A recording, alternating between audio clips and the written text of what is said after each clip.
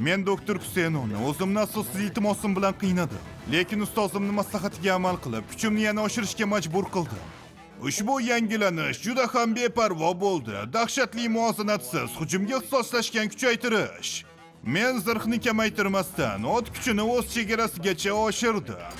Bu kuchni nazorat qilib kurashishing kerak bo'ladi. Agar to'liq quvvatni ishlatsang, uni qismlari chidamliligidan oshib ketadi va buziladi.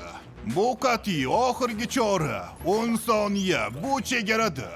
Buni yog'iga tanang bardosh bera olmaydi. Agar seni energiya yadroing portlasa, kiborg bo'lsang ham o'lishing mumkin.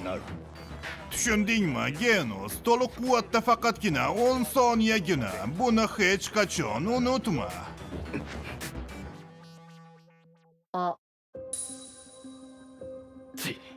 Endi nima istaysan?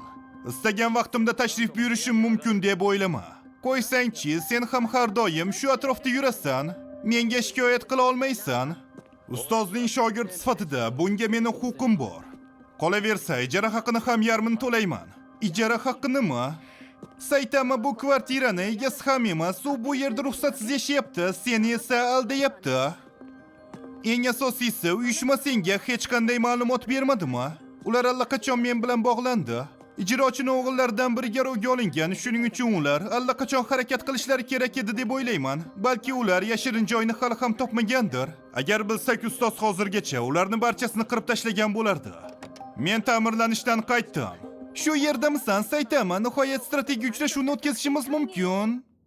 Nima? U bu yerda emas. Ammo u maqsad qilgan chegirmali savdo ertaga axir.